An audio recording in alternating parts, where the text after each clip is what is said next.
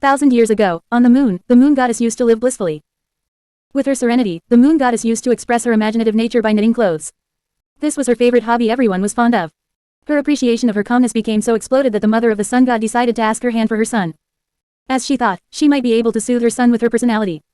So, the moon goddess got married to sun god. After marriage, the sun god started to act on his true nature. Moon goddess as his bride, started to seek his presence and attention more often. One day, she told Sun to spend the night with her alone as it would feel like romance fleeting in the air. Sun god got furious because of her stupid request as he had to fulfill his duty the next day.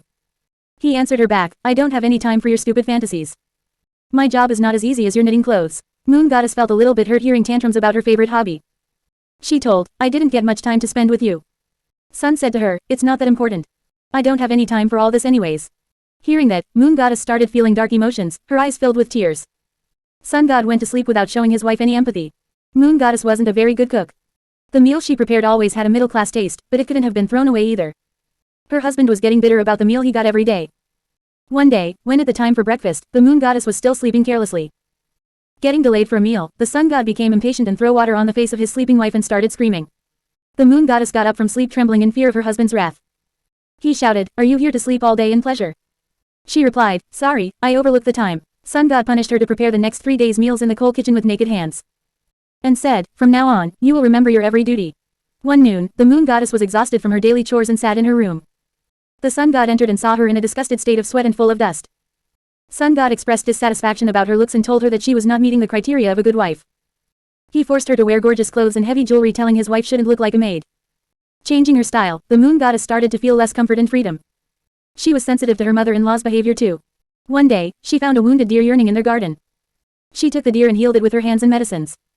When her mother-in-law saw that she couldn't tolerate her daughter-in-law's impure behavior, she called the moon goddess and threw cruel tantrums on her act of service to the animal.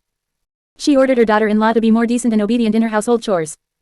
Moon goddess felt pressure to please her family but still was fulfilling her job as a wife. She started staying groomed up all the time. She exchanged her knitting hobby with staying grumpy. His imaginative childlike innocence turned into a housewife who started to stay busy with household chores all the time. But gradually, she felt exhausted in her domestic life, not knowing any reason. Her relationship with the sun god was not going well either. Sun god was short-tempered. Every time she expressed herself mindlessly to sun god, she had to face his wrath. If she is in an airy mood while talking, the sun god will react in a way that will make her feel like talking is a mistake. His heart is as her as fort walls. One day, she told him lovingly that they should get lost while traveling somewhere and get some adventure. Sun god told her to stop acting like a child and this is not possible. She felt unwanted for some moment. Another day, while he was in bed at Su then, the moon goddess kept her head on his head expecting some affection from him. Sun god got up from bed without saying anything and called his mother to make arrangements to cool his room. His wife is too busy to pay attention to the household. He wasn't good at understanding her romantic gestures. He always scolded her for being playful with him. Besides, he felt her hobbies and interests were too unnecessary to exist.